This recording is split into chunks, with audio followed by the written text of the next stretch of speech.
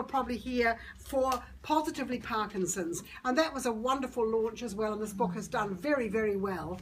Anne has then gone on to produce this gorgeous book, which as soon as I read it, I said to George, and I want to thank George too, because he's been absolutely marvellous. This is for everyone. This is not just for kids. It's brilliant for kids, but it's also for young and old alike, because I think a lot of elderly people will read this and understand, get the gist of what Parkinson's is all about, because Anne does it so well. Kath. So welcome to the Women's Bookshop. I'm going to hand over to the publisher, Julian, who is, of course, George and Anne's son. Please welcome Julian.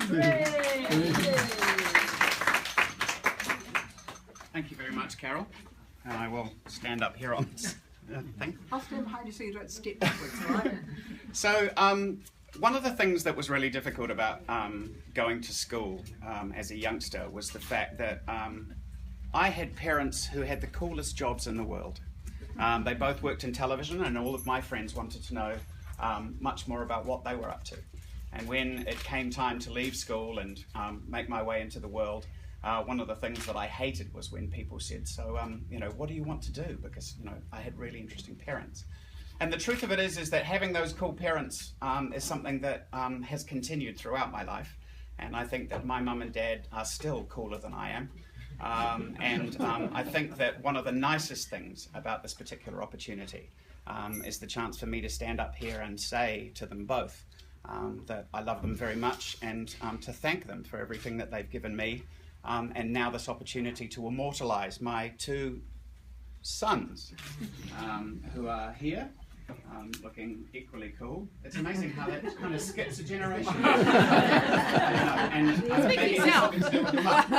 Anyway, but I'm incredibly proud to be able to stand up here. I wouldn't be able to do that, of course, without the first book, and I'd like to pay tribute to the publisher of the first book, who basically took a huge punt on Positively Parkinson's, and as Carol said, Linda Castles did a great job, and the publication has sold really well.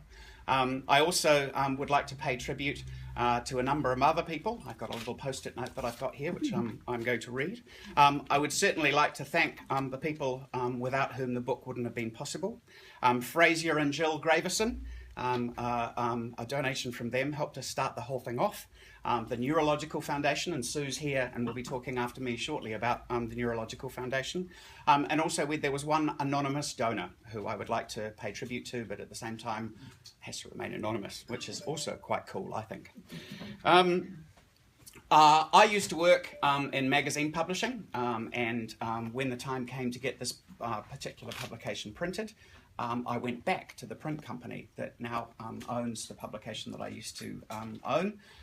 That's Dish and Image Centre. The printers have done a fabulous job. They did us a great deal, and I'd like to take this opportunity to also thank Dave, Majit and Grant for the work that they did. Most importantly, Sally, you're here. I'd like to say thank you so much for putting up with me.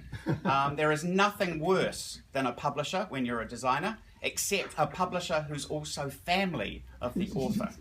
And you did a wonderful job of putting up with my, oh, could we do it this way? Or, oh, could we do it that way? And I am so, so proud of what it is that we've come up with. And we couldn't have done it without you. It's an amazing legacy that, you've left us with. Finally, I'd like to thank my sister, who's in New York, and her son, who's the other grandson in the story, Max. I know that they would have loved to have been here. Without further ado, I'll say, Adam, Jack, Roanne, thank you very much for all of your help turning this into a reality. I will now hand over to Sue Giddens. Thank you very much.